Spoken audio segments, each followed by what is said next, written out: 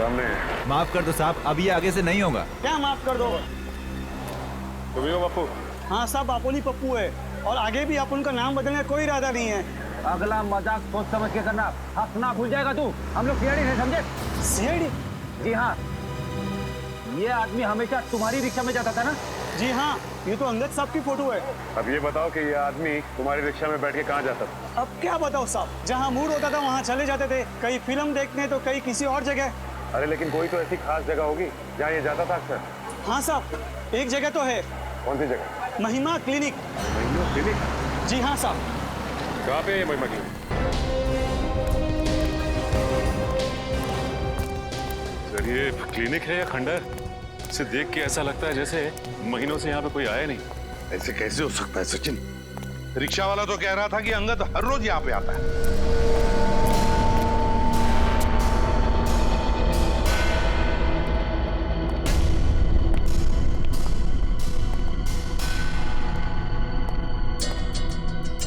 Sir अगर वो यहाँ पे रोज आता है तब तो उसे यहाँ पे साफ सफाई करवानी चाहिए। इतनी गंदगी में वो काम कैसे कर सकता है? वही तो बड़ी अजीब बात है। नहीं सर, इतनी अजीब बात भी नहीं है। क्या मतलब है? तो शायद ये उजड़ा हुआ क्लिनिक दुनिया को दिखाने के लिए है। इस खुफिया दरवाजे के उस तरफ शायद इस क्लिनिक का असली चेहरा है। खुफिया दरवाजा? हाँ, अरे खुफिया दरवाजा उस मेटल कार्ड से खुलता होगा जो हमें अंगद के घर से मिला था। हाँ, निखिल काट दो। सब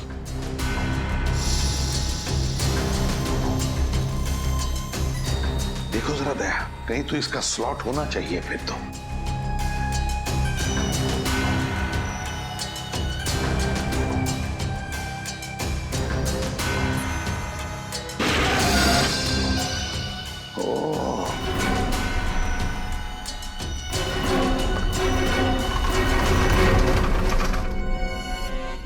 निखिल, वो अलमारी ठीक से लगा दो जगह पे। सब क्या है? सर बिल्कुल अलग दिखने वाली इस जगह में इस तरह का लैब बनाया हुआ है। तो कहावत बिल्कुल सही है सर, नेवर जज a book by its cover. हाँ, और किसी इंसान को उसके कपड़ों से मत परखो। ओह नो सर, ये देखिए।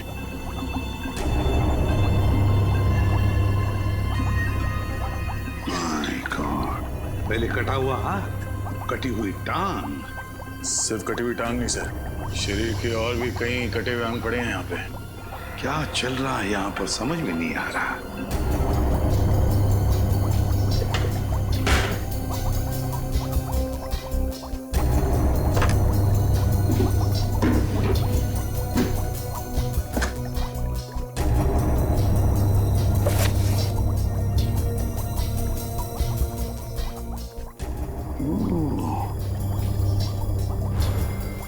ये है सारा चक्कर। क्या हो सर? ये देखो, ये सारे जो नाम है ना इस लिस्ट में और ये नंबर्स, ये पूरी की पूरी लिस्ट बिल्कुल वही है जो हमें उस मेमोरी चिप में से मिली थी। वही लिस्ट है ये। इसका मतलब जो बिजनेसमैन के नाम के आगे जो नंबर्स लिखे थे वो नंबर्स। हाँ सचिन, वो नंबर्स कोई खुफिया अकाउंट नहीं बैंक के, बल्कि ये सारे अलग अलग शरीर के अंगों के नंबर्स हैं। ये देखो, हर एक कंटेनर पर वो नंबर लिखा हुआ है, बिल्कुल वही नंबर, वही नंबर। सर जिस तरह से सौरव को नए हाथ की जरूरत थी, उसी तरह इस लिस्ट में जितने भी बिजनेसमैन हैं उन सबको किसी न किसी बीमारी की वजह से नए शरीर के अंग की जरूरत होगी। हाँ, लगता है सर यहाँ पर गैर कानूनी व्यापार चल रहा था उसका। हाँ दया, और इस सौरव का हाथ यहीं से बाहर ले जाया गया होगा। अगर यहीं से हाथ ले जाया गया है तो फिर उसका खाली कंटेनर भी यहीं पर होना चाहिए। निखिल, देखो जरा।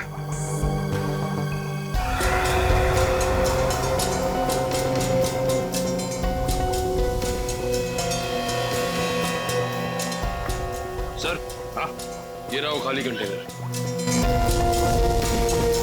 ये देखो, लेकिन एक बात समझ में नहीं आ रही है कि अंगद ने वो हाथ ऑडिटोरियम में सीट के नीचे क्यों रखा?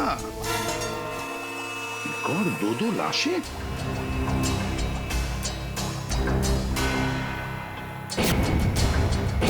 दो लाशें, पलटो जरा।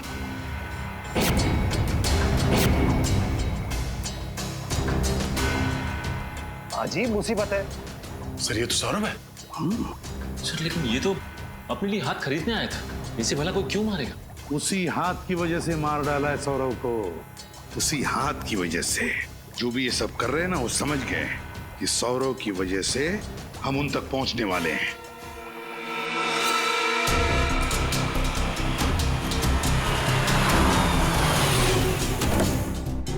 सीआईडी वाले सौरभ को ढूंढते ढूंढते यहाँ कभी भी पहुंच सकते हैं, इसलिए हमें इसी वक्त अपना सारा सामान बांध के निकलना होगा। अगर बॉस सीआईडी वाले यहाँ आ गए तो मार डालो एक एक को, कोई भी यहाँ से बच के निकलना नहीं चाहिए। पर बॉस हम अपना सारा सामान लेकर जाएंगे कहाँ? उसकी फिक्र तुम मत करो, बड़े बॉस ने नया अड्डा तलाश कर लिया है, अब हमें बस बॉस का इंतजार करना है। बॉस, यहाँ सब ठीक है ना? हाँ बॉस, हम बस अपना सारा सामान लेकर निकलने वाले थे। वैसे बॉस, ये सारा सामान हम लेकर जाएंगे कहाँ? हमारा अगला अड्डा? हटाओ उसे। Okay boss. हमें यहाँ से जल्द अपना सामान लेकर निकलना होगा। चलो जल्दी से अपना सामान समेटो। तू अपनी जगह से नहीं लेगा। आपके साइन चाहिए थे। सीआईडी, तुम लोग यहाँ कैसे पहुंचे? जुर्म को पहचानने की हमारी पुरानी आदत है, और अगर गैर कानूनी काम हो रहा हो तो हम बिन बुलाए पहुंच जाते हैं। वैसे आप लोगों ने 3 खून किए। 3 नहीं 7। अब तुम चारों लोग देख रहे हमसे। अबे 7 जन्म लेने पड़ेंगे हम में से किसी एक को भी मारने का सोचने के लिए, समझे? चला गोली, चला।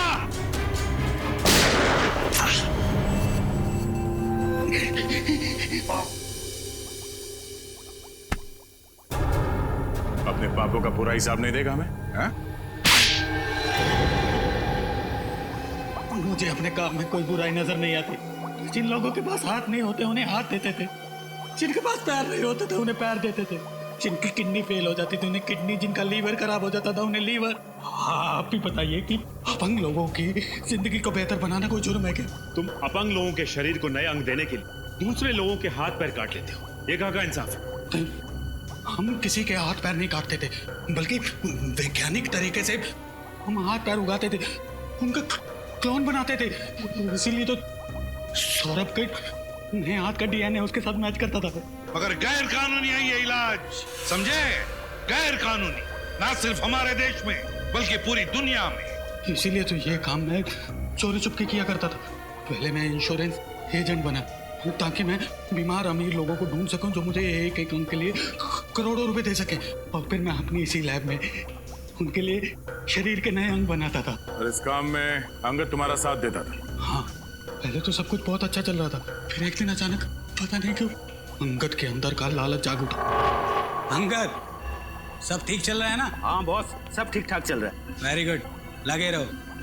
देखना एक दिन मैं अपने इस गैर कानूनी इलाज के दम पर पैसों का बहुत बड़ा महल खड़ा कर लूंगा। वाह, अपने लिए पैसों का महल और हमारे लिए झोपड़ी। लेकिन ये तो बहुत नाइंसाफी हुई ना। मतलब ये कि अब हमें आपके फेंके हुए टुकड़े नहीं चाहिए, पार्टनरशिप चाहिए हमें, और वो भी पूरी 50-50 की साझेदारी। हो, तो तुम्हें साझेदारी चाहिए? अरे ऐसा बोलना था ना यार, शर्मा क्यों रहा था? देखा अंगद, मैंने क्या कहा था? मुकुंद भाई कितने दरिया दिल है। पार्टनरशिप की बात सुनकर नाराज नहीं होंगे? मैं क्यों नाराज होने लगा भला? हाँ? अरे तुम दोनों के बिना ये काम हो सकता है क्या? आजा मेरे पार्टनर, मेरे गले लग जा। चलो पार्टनर। बोल अंगद, तुझे भी पार्टनरशिप चाहिए या जितना मिल रहा है उसमें खुश है तू? अरे ये क्या किया तुमने? रवि का खून कर दिया तुमने। मैं तुम्हें छोड़ूंगा नहीं, पूरी दुनिया के सामने तुम्हारा भांडा फोड़ दूंगा मैं। हे अंगद, रुक जा दो। और इसीलिए अंगद ने वो हाथ उस ऑडिटोरियम की सीट के नीचे छुपा दिया ताकि तुम्हारी ये पाप की लंका भस्मसात हो जाए। हैं? जब सौरभ को ये पता चला कि उसका नया हाथ आप लोगों के हाथ में लग चुका है तो वो मुझे धमकाने लगा, इसीलिए मुझे उसे भी अपने रास्ते से हटाना पड़ा। एक तरफ अपंग लोगों के लिए नए अंग बनाने की बात करते हो और दूसरे तरफ 3 लोगों की जान लेते हो। तुम्हें तो फांसी ही होगी, फांसी।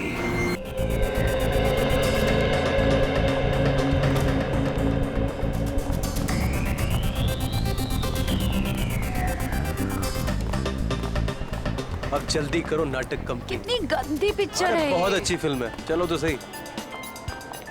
तुम्हें कोई कोई और फिल्म नहीं मिली मुझे दिखाने के लिए? इस फिल्म में बुराई क्या है ये बताओ तुम। मुझे नहीं अच्छी लगती ऐसी भूतिया डरावनी फिल्में। तुम्हें पसंद नहीं है या डर लगता है? मुझे कोई डर वर नहीं लगता है, समझे? हाँ। और वैसे भी ना ये आत्मा वात्मा कुछ नहीं होता। तुमसे अगर ये बोला जाए फिल्म तुम्हें अकेले देखनी है, अकेले देख सकती हो? हाँ। अरे जरा पास तो आओ। तुम्हें पता है अंग्रेजी हॉरर फिल्म के डायरेक्टर के साथ क्या हुआ था जब उसने अपनी ही फिल्म अकेले देखी थी? मालूम है क्या हुआ था। तभी मैं डरने वाली नहीं हूँ, समझे? और ना ही मुझे दिल का दौरा पड़ने वाला है। लेकिन तुम्हें नहीं लगता कि जब एक लड़का लड़की फिल्म देखने आते हैं तो उनको रोमांटिक फिल्म देखनी चाहिए, ना कि ऐसी भूतिया पिक्चर? अगली बार तुम्हें रोमांटिक फिल्म दिखाऊंगा। वो तुम्हारा फेवरेट हीरो क्या नाम है? अरमान कुमार। खुश? हाँ खुश। जल्दी करो। वैसे भी ना हॉरर हो या रोमांटिक हो, लेकिन पैसे तो वसूल होने चाहिए। सही बात है।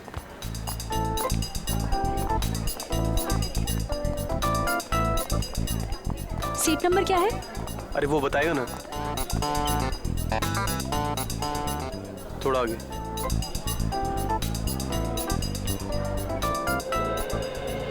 चेतावनी, आतंकवाद से लड़ने में हमें सहयोग दें। किसी भी भीड़ भाड़ वाली जगह पर अगर कोई लावारिस बड़ी चीज दिखे तो तुरंत हमें सूचित करें। वो लावारिस बड़ा वाहन या बैग एक बॉम्ब भी हो सकता है। फिल्म का आनंद लेने से पहले अपनी सीट के नीचे जरूर चेक करें।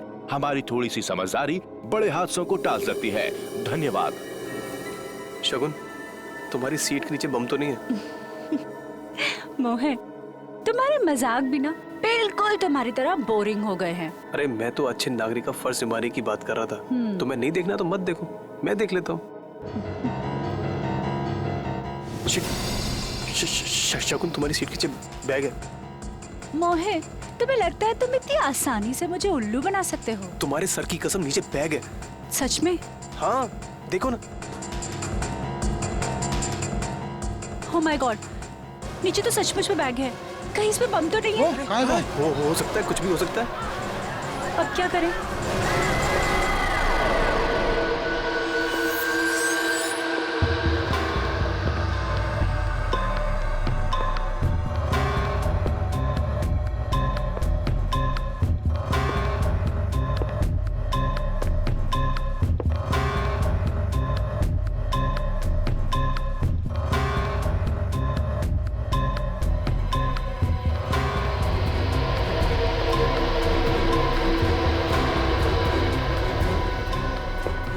देखते हैं इस बैग में किस तरह का बॉम्ब है।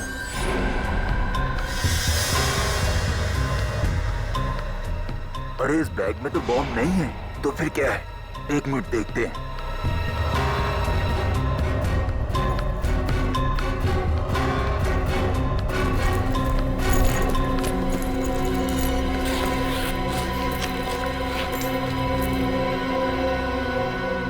अरे ये क्या?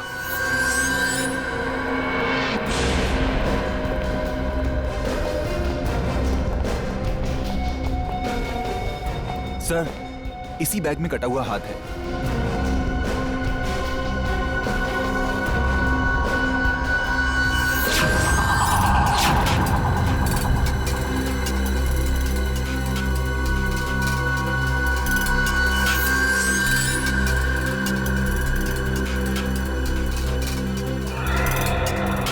पिछला शो खत्म होने के बाद थिएटर की साफ सफाई नहीं करते हो क्या?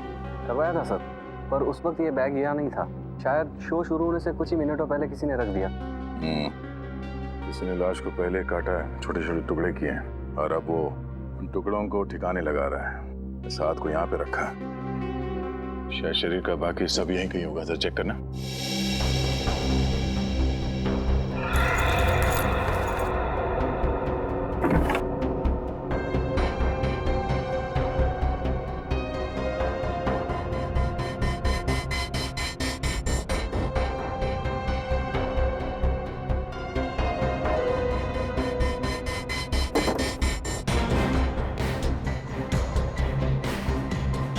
मिला? नहीं सर।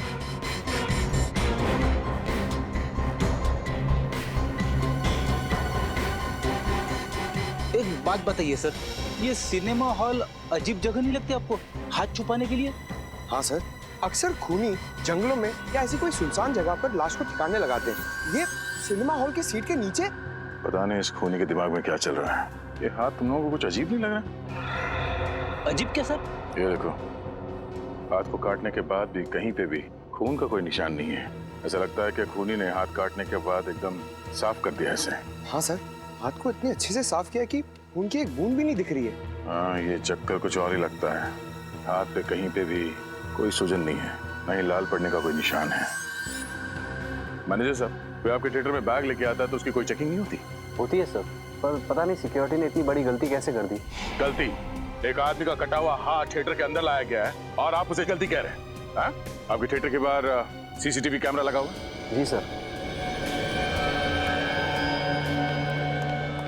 सर ये देखिए।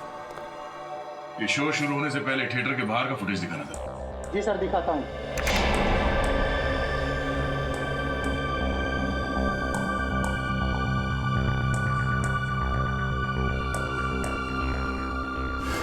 अरे सर, ये वही वाला बैग है जो हमें थिएटर के अंदर मिला था। ये है वो आदमी जो कटा हुआ हाथ थिएटर के अंदर छोड़ के गया। तो एक काम करना, ये आदमी थिएटर से कितने बजे बाहर निकला वो दिखाओ।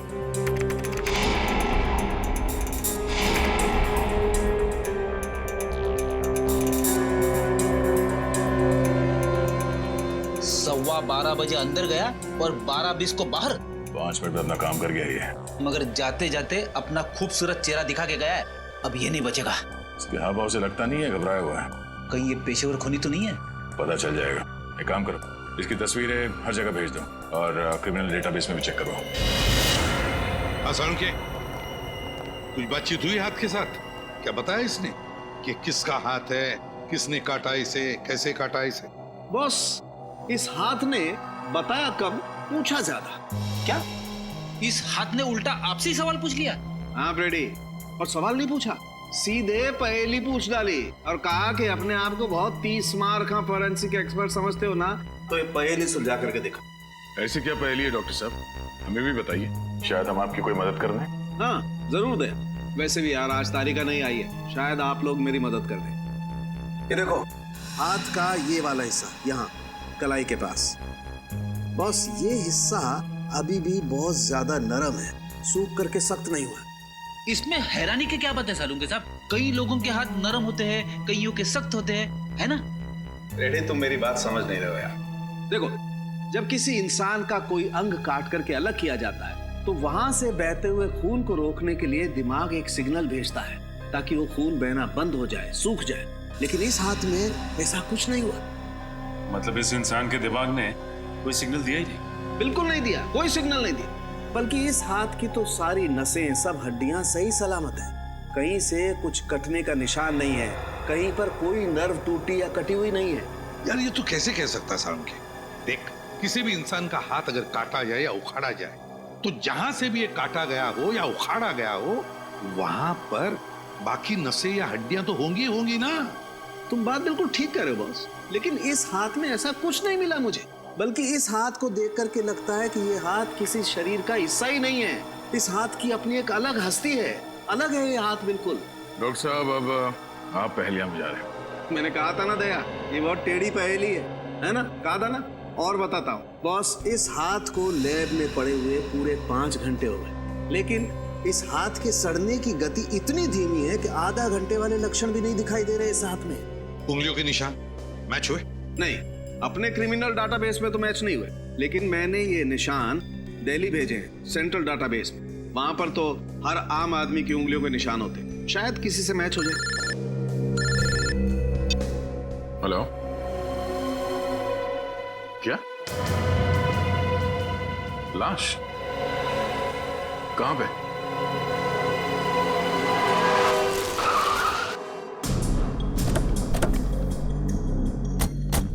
यही जगह बताई थी ना उस आदमी ने? हाँ सर, लेकिन यहाँ आसपास कोई दिखाई नहीं दे रहा है। कमाल, जिस आदमी ने फोन किया खुद ही गायब है। सर कहीं उसी ने तो फोन नहीं किया? हो तो सकता है।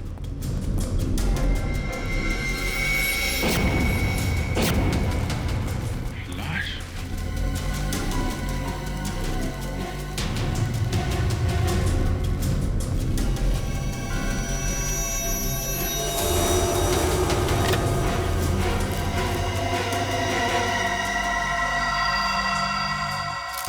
ये तो वही आदमी है जो सिनेमा हॉल में बैग में कटा हुआ हाथ रखने गया था। सर अभी तक हम सोच रहे थे इसने किसी का खून कर दिया, लेकिन यहाँ पे तो किसी ने इसे ही मार दिया। चाकू मारा है। पता नहीं क्या चल रहा था इस आदमी के दिमाग में। सिनेमा हॉल में कटा हुआ हाथ रखने गया और यहाँ पे खुद शिकार हो गया। सर हो सकता है इसने हाथ काटा ही ना और इस जुर्म में इसका कोई संबंध भी ना हो। संभावनाएं तो बहुत कुछ है, लेकिन पता तभी लगेगा जब हमें इस आदमी की पहचान मालूम होगी। इसके जेब में देखो, कोई मोबाइल, पर्स वगैरह? नहीं सर, कुछ भी नहीं। खून के छींटे। ये देखा, ये इस तरफ जा रहा है। यहाँ पे इतना सारा खून पड़ा हुआ है, इसका मतलब इस आदमी को यहाँ पे चाकू मारा गया है। लेकिन सर अगर उसने इस आदमी को यहाँ पे मारा है तो ये यहाँ से वहां तक गया कैसे? वो चाहता तो उसको यहाँ पे भी मार सकता था। हो सकता है जब खूनी ने इसे चाकू मारा हो तो किसी ने उसे देख लिया हो और खूनी यहाँ से भाग गया और ये आदमी यहाँ से रेंगते रेंगते यहाँ तक आया और यहाँ पे इसने अपना दम तोड़ दिया। जब इसे चाकू लगा होगा तो ये मदद के लिए चीखा चिल्लाया होगा। किसी ने इसकी चीख सुनी कैसे नहीं? एक काम करो, जरा यहाँ आसपास जितने भी लोग रहते हैं सबको बुलाओ, इकट्ठा करो। हम सच कह रहे साहब, हमने ना कुछ देखा ना कुछ सुना। बकवास कर रहे हो तुम। एक आदमी का खून हो गया, तड़प तड़प के मर गया वो, और किसी ने कुछ देखा नहीं है, ना ही कुछ सुना। ऐसा कैसे हो सकता है? तुम इधर आओ, इधर आओ, इधर आओ। क्या बात है, कुछ कहना चाहते हो? नहीं साहब। तो फिर पसीने क्यों निकल रहे? साहब गर्मी बहुत है इसलिए। गर्मी बहुत है? बारिश हो चुकी है, मौसम ठंडा है और तुम्हें पसीना निकल रहा है। देखो, जो कुछ जानते हो चुपचाप बता दो। तुम्हें फोन किया था ना? हाँ साहब। तो फिर भागे क्यों? यहाँ पे रहना चाहिए था ना तुम्हें। साहब मैं डर गया था, मैंने सोचा फोन करके मैंने कोई गलती कर दी। मैं सीआईडी के लफड़े में नहीं पड़ना चाहता था साहब। सीआईडी को फोन करके तुमने कुछ गलत नहीं किया है, सिर्फ अपना फर्ज निभाया तुमने। अगर इस आदमी की जगह तुम्हारा कोई रिश्तेदार, तुम्हारा परिवार का कोई आदमी होता तब भी तुम यही करते, मदद करते कि नहीं? हाँ साहब। बताओ क्या देखा तुमने? कल रात की बात है साहब। रुक जाएंगे। तेरा भांडा बहुत जल्दी पूरी दुनिया के सामने फूटने वाला है। क्या करेगा, क्या करेगा? मार दूंगा तुझे, इससे पहले कि सीआईडी मुझ तक पहुंचे खत्म कर दूंगा तुझे। अरे क्या कर रहे हो? अरे रुको। अरे भाई साहब, अरे क्या हुआ? रुके भाई साहब, अभी एम्बुलेंस बुलाता हूँ मैं। वो तो मर गया, अब क्या करूं मैं? उस आदमी ने बाएं हाथ से चाकू मारा था। हाँ साहब। सर के आदमी जिंदा तो नहीं है जिसका कटा हुआ हाथ हमें थिएटर में मिला था? बाद में उसने इस आदमी का खून कर दिया। ये तो तभी पता चलेगा जब वो आदमी हमें मिलेगा। Hello, okay okay okay okay, thank you very much. उस आदमी का पता चल गया है, वो एक बिजनेसमैन है और उसका नाम सौरभ है।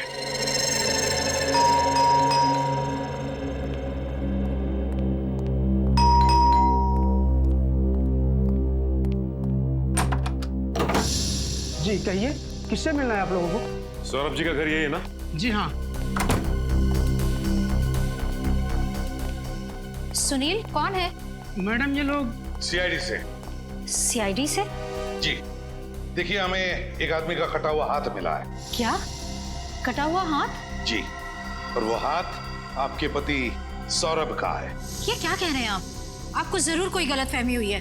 नहीं मैम, हमें कोई गलतफहमी नहीं हुई। उस कटे हुए हाथ के उंगलियों के निशान आपके पति सौरभ की उंगलियों के निशान के साथ मैच होते हैं। ये कैसे हो सकता है? एक मिनट रुकिए, मैं सौरभ को बुलाती हूँ। सौरभ! क्या हुआ रीमा? ये सीआईडी वाले हैं। सीआईडी? और इनका कहना है कि इन्हें एक कटा हुआ हाथ मिला है जिसपे आपकी उंगलियों के निशान है। What nonsense! मेरे हाथों को कुछ नहीं हुआ, आप देख सकते हैं। सर ऐसा कैसे हो सकता है? हमें जो कटा हुआ हाथ मिला था उसके उंगलियों के निशान और इनके हाथों की उंगलियों के निशान मैच कैसे हो सकते हैं? वही तो, दो अलग अलग लोगों की उंगलियों के निशान एक जैसे कैसे हो सकते हैं? ये आप लोग क्या कह रहे हैं? मेरी कुछ समझ में नहीं आ रहा। सौरभ जी, आप प्लीज हमारे साथ हमारे सीआईडी के फोरेंसिक लैब चलिए, हम आपकी उंगलियों के निशान चेक करना चाहते हैं। अजीब मुसीबत है, आप देख सकते हैं कि मेरे हाथों को कुछ नहीं हुआ, फिर मेरे फिंगरप्रिंट्स लेने का क्या मतलब? फिर भी प्लीज आप हमारी मदद कीजिए, हम ये पता लगाना चाहते हैं कि वो कटा हुआ हाथ है किसका और उसकी उंगलियों के निशान आपकी उंगलियों के निशान के साथ कैसे मैच होते हैं, क्यों मैच होते हैं? और कितना वक्त लगेगा? 2 मिनट, अभी डीएनए रिपोर्ट आ रही है। प्लीज थोड़ा जल्दी कीजिए, मेरी एक बहुत ही जरूरी मीटिंग है। हांगकांग से कोई डेलीगेट्स आए हैं, आप तो जानते हैं वो लोग टाइम के कितने पक्के हैं। सौरभ जी, आप चिंता मत कीजिए, आप अपनी मीटिंग के लिए सही वक्त पर पहुंच जाएंगे, समझे? सिर्फ इतना बताइए, क्या आप इस आदमी को जानते हैं? नहीं सर, कौन है ये आदमी? ये वही आदमी है जिसने ये कटा हुआ हाथ थिएटर में छोड़ दिया था। ओह माय गॉड, क्या हुआ सोलंकी? बॉस, ये डीएनए रिपोर्ट का मेल आ गया है। आप इसके लिए चौंके क्योंकि आपको पता चल गया कि ये हाथ मेरा नहीं है, करेक्ट? भाई साहब, मैं इसलिए चौंका कि मुझे पता चल गया कि ये हाथ है तो आप ही का। क्या?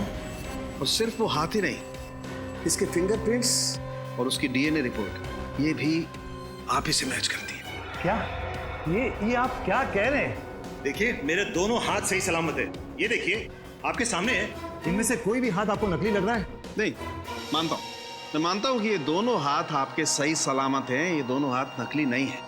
लेकिन जैसे ये बात सही है, वैसे ही वो भी बात सही है कि वो जो हाथ है वो भी आप ही का है। इसका मतलब मेरे 3 हाथ हुए। देखिए, मेरे पास आपकी बातों के लिए टाइम नहीं है, प्लीज। मुझे देर हो रही है अपनी मीटिंग के लिए, सो प्लीज एक्सक्यूज मी। क्या मैं जा सकता हूं? आप जा सकते हैं, लेकिन अगर जरूरत पड़े तो हम आपको फिर से बुला लेंगे, ठीक है? ठीक है, जाइए, थैंक यू। डॉक्टर साहब, अब ये क्या चक्कर है? किसी इंसान के 6 उंगलियां होती है, ये तो हमने देखा है, तो किसी इंसान के 3 हाथ? हाँ यार दया, बात मेरे भी समझ में नहीं आ रही कि आखिर ये चक्कर क्या है। लेकिन डीएनए की रिपोर्ट तो गलत नहीं हो सकती। बॉस, ये हाथ तो इसी सौरभ का है। अब कैसे है ये नहीं पता चल पाया। दिमाग खराब कर देता है तू सौरभ के यार। तेरे पास इस उम्मीद से आते हैं कि तू कोई तो सुराग देगा जिसकी वजह से हम केस को आगे ले जा सकते, लेकिन नहीं, दिमाग घुमाने के अलावा और कुछ करता ही नहीं है तू। अरे बाबा, नाराज क्यों होते हो? देता हूँ, सुराग भी देता हूँ, और इस बार ऐसा सुराग दूंगा कि तुम मुझे मोतीचूर के लड्डू खिलाओगे। बोलो, एक मिनट।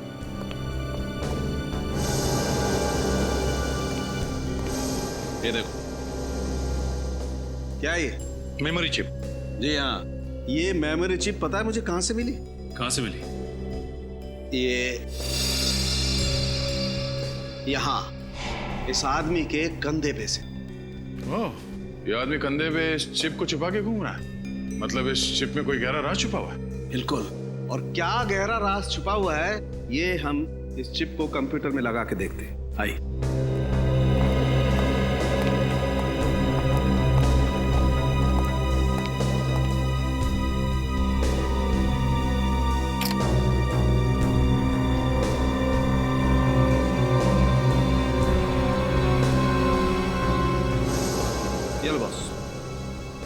जतिन कुमार, हेमंत, दिव्येंदु, सुशील, चिराग, ये तो शहर के बड़े बिजनेसमैन हैं। हाँ सर, और वो देखो, लिफ्ट के सबसे नीचे सौरभ का नाम भी लिखा हुआ है। हाँ, मगर सर ये मरा हुआ आदमी चिप में इन सारे बिजनेसमैन के नाम लेके क्यों घूम रहा होगा? दया, जरूर इस मरे हुए आदमी का इन बिजनेसमैन के साथ कोई ना कोई कनेक्शन है, पर क्या होगा कनेक्शन? सर, सभी नामों के आगे नंबर्स लिखे हुए, बड़े अजीब लग रहे हैं। ये किस चीज के नंबर हो सकते हैं? हाँ, है तो बड़े अजीब नंबर। लगता है ये किसी खुफिया बैंक अकाउंट के नंबर्स हैं, किसी विदेशी बैंक के। हाँ सर, इस आदमी ने इन सारे बिजनेसमैन के काले धंधे का भांडाफोड़ करने की सोची होगी और इसीलिए मारा गया। और सर अगर ऐसा है तो फिर इस सौरभ ने इस आदमी को पहचाना क्यों नहीं? फिर हमसे झूठ तो नहीं बोल रहा था? हो सकता है सौरभ झूठ बोल रहा है हमसे। इस आदमी के कंधे में से हमें मिलती है एक मेमोरी चिप जिसमें होता है शहर के बिजनेसमैन के नाम और शायद उनके बैंक अकाउंट नंबर्स भी। और फिर ये हाथ, ये कटा हुआ हाथ जो सौरभ का है भी और नहीं भी। हाँ निखिल, बैंक वगैरह में पता किया इन नंबर्स के बारे में? किसी भी बैंक के अकाउंट नंबर्स नहीं है। अच्छा, इंटरनेशनल बैंक्स के भी नहीं है? ठीक है, अगर कोई जानकारी मिलती है तो हमें तुरंत इन्फॉर्म कर देना। सर, उस लिस्ट में जितने भी बिजनेसमैन के नाम है, मैं एक एक के घर से होके आ रहा हूँ। अच्छा, तो कुछ पता चला उनके नाम के आगे जो नंबर्स हैं उनका राज क्या है? नहीं सर, इसी बात की तो हैरानी है मुझे। उनमें से कोई ये नहीं जानता कि उनके नाम के आगे वो नंबर क्यों लिखा है, उसका महत्व क्या है। बड़ी जरूर कोई ना कोई महत्व तो है इस नंबर्स का इस केस के साथ। उस आदमी की लाश में से हमें ये चिप मिली है जिसमें शहर के रईस लोगों के नाम है और ये नंबर्स हैं। क्या हो सकते हैं ये नंबर्स? सर, हाँ सचिन। सर मैं सौरभ के घर से आ रहा हूँ। सौरभ के ड्राइवर ने एक खास बात बताई। क्या खास बात? यही कि वो हर सोमवार को सीडी के हॉस्पिटल जाता है। हर सोमवार को सीडी के हॉस्पिटल? कि उसका कोई रिश्तेदार या दोस्त भर्ती है क्या इस हॉस्पिटल में? नहीं सर, ये तो नहीं मालूम, लेकिन ये बात उसे छिपाने के लिए कही गई थी। यहाँ तक कि सौरभ की बीवी को भी ये बात नहीं मालूम। कहीं सौरभ को कोई बीमारी तो नहीं थी जिसका वो चोरी छुपे इलाज करा रहा हो? अब ये तो सीडी के हॉस्पिटल जाने के बाद ही पता चलेगा। हाँ ठीक। डॉक्टर सुमित? जी हाँ, आप लोग कौन? जी हम लोग सीआईडी से। सीआईडी से? जी हाँ सीआईडी।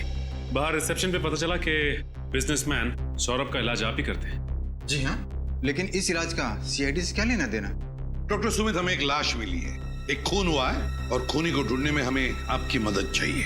मैं आप लोगों की कैसे मदद कर सकता हूँ? हमारे कुछ सवालों का जवाब देकर। जी पूछिए। आप सौरभ जी का इलाज कर रहे हैं ना? क्या बीमारी है उनको? उनका बायां हाथ गैंग्रीन से ग्रस्त है। गैंग्रीन? ये गैंग्रीन क्या होता है डॉक्टर साहब? इस बीमारी में मरीज के हाथ के अंदर एक ऐसा बैक्टीरिया पैदा हो जाता है जो हाथ को धीरे धीरे खोखला कर देता है, और जब इस बैक्टीरिया की शक्ति हद से ज्यादा बढ़ जाती है तो हाथ को शरीर से काटकर अलग करना पड़ता है ताकि ये बीमारी शरीर के किसी दूसरे भाग में न फैल सके। मतलब सौरभ जी की बीमारी इतनी बड़ी नहीं है कि उनका हाथ काटना पड़े, हैं? हाँ, मगर ये बीमारी बहुत तेजी से फैल रही है। अगले 6-8 महीनों में उनका हाथ काटना पड़ेगा। 6-8 महीनों में हाथ काटना पड़ेगा?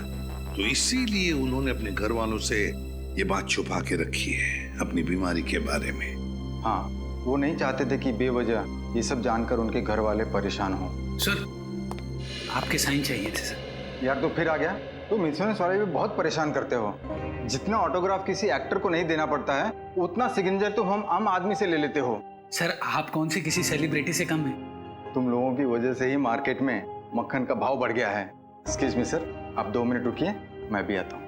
जी चलो।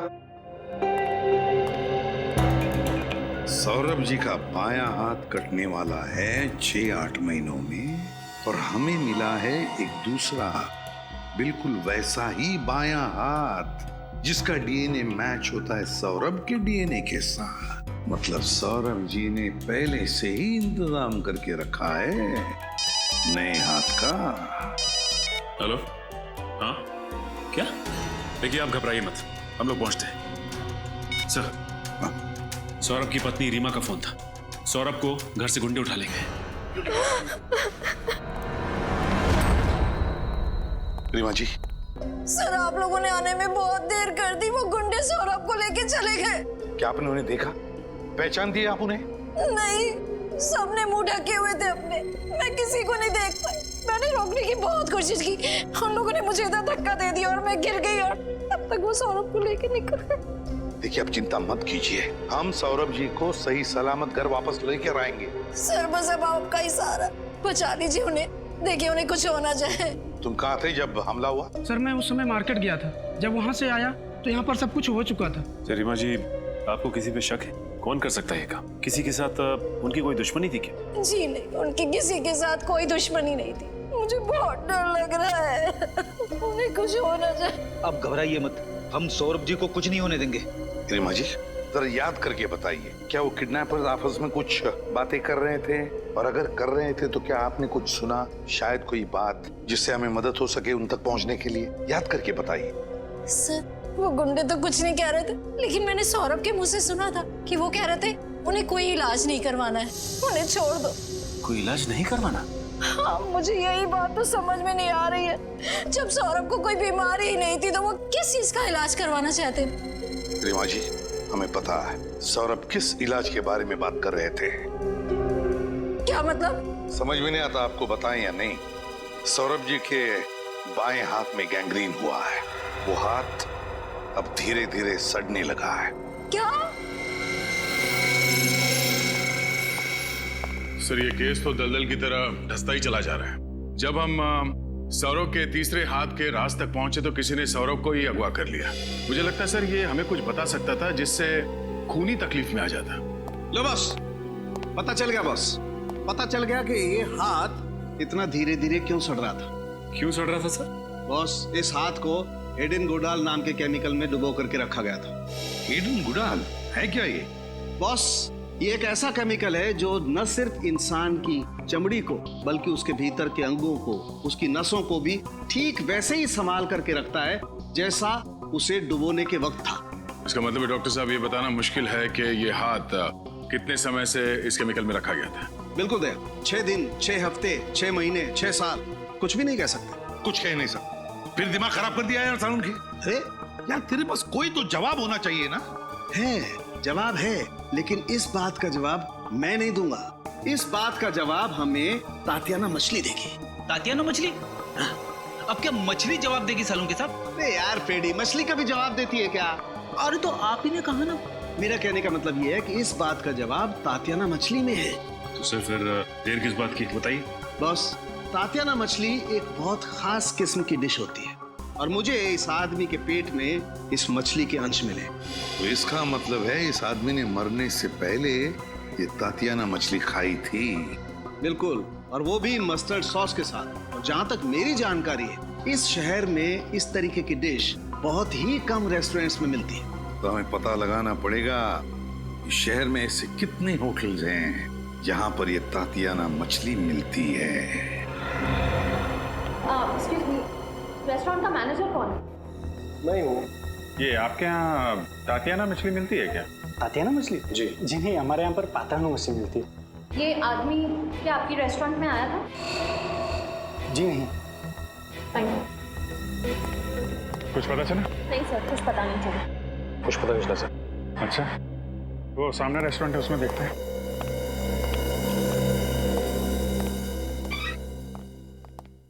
Excuse me. आइए आइए सर, आप अच्छे मौके पे आए हो सर। आज हमारे रेस्टोरेंट के 5 साल पूरे हो गए सर, इसीलिए आज यहाँ पे हर डिश पे 30% डिस्काउंट है सर। अरे वाह, ये तो बड़ी अच्छी बात है। होटल की वर्षगांठ आपको बहुत बहुत मुबारक। शुक्रिया। कहिए सर, क्या खाना पसंद करेंगे आप? जी, हमें तातियाना मछली खानी है। मिलेगी? मिलती है सर, बल्कि वो हमारे रेस्टोरेंट की खासियत है सर।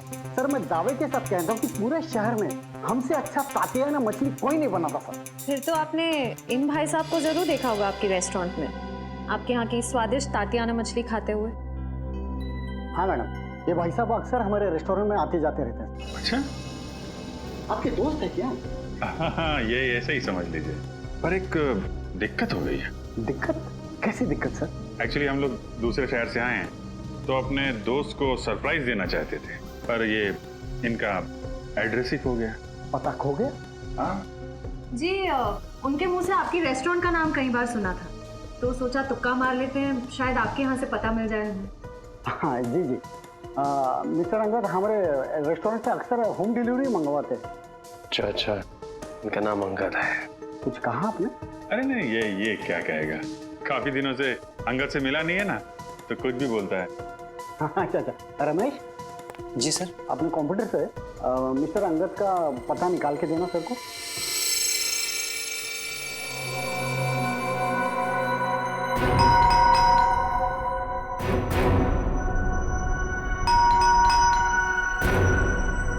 दरवाजा खोलने खोलो।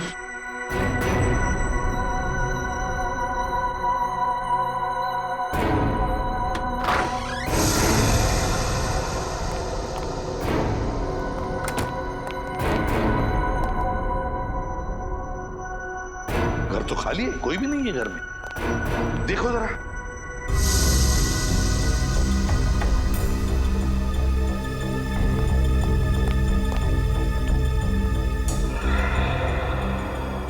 ये देखिए सर, यहाँ पे बुक्स पड़ी हुई हैं, और वो भी साइंस की। ह्यूमन बॉडी,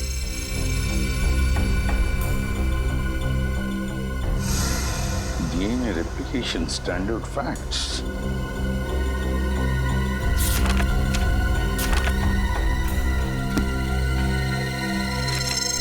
ये अंगद ने वो हाथ ऑडिटोरियम की सीट के नीचे रखा था ना?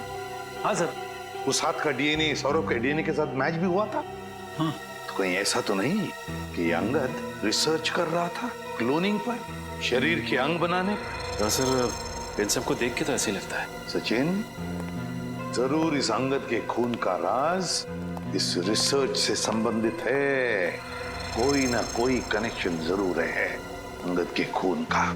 घर को अच्छी तरह से छान मारो, ढूंढो, कुछ ना कुछ तो सुराग जरूर मिलेगा।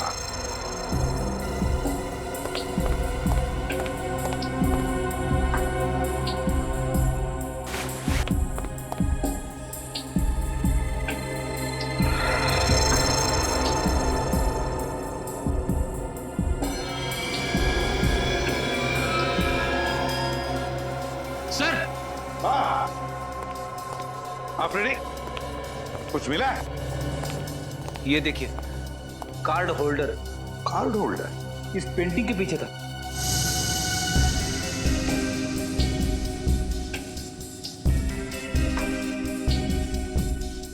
ये मछली का कार्ड है। ये कोई मामूली कार्ड नहीं लगता। मामूली तो नहीं है फ्रेडी, ये कोई खास कार्ड है, किसी खास चीज का कार्ड, और इसीलिए तो इतना छुपा के रखा है इसे इस पेंटिंग के पीछे। तो ये आदमी इस कार्ड का इस्तेमाल किस चीज के लिए करता होगा? कोई तो चीज है इस घर में, शायद कोई अलमारी, कोई दरवाजा, कोई ड्रॉर जो खुलता है इस कार्ड से। ढूंढो घर को अच्छी तरह से, देखो है कोई ऐसी जगह जहां पे एक कार्ड लग सकता है।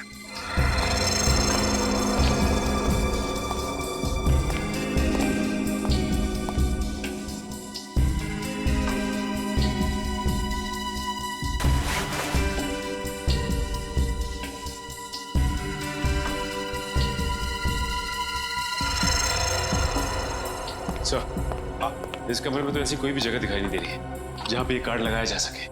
सचिन, अगर घर में नहीं तो फिर बाहर जरूर है, बाहर जरूर है। ये अंगद जरूर बार बार बाहर जाता था, किसी ऐसी जगह जहां पर इस कार्ड से कोई बंद दरवाजा खुलता है, कोई ऐसा दरवाजा जिसके पीछे इस केस का राज छुपा है। सर, हाँ, पड़ोसी ने हमें बताया था ना कि खुद की गाड़ी होने के बावजूद भी अंगद आने जाने के लिए रिक्शा का इस्तेमाल करता था।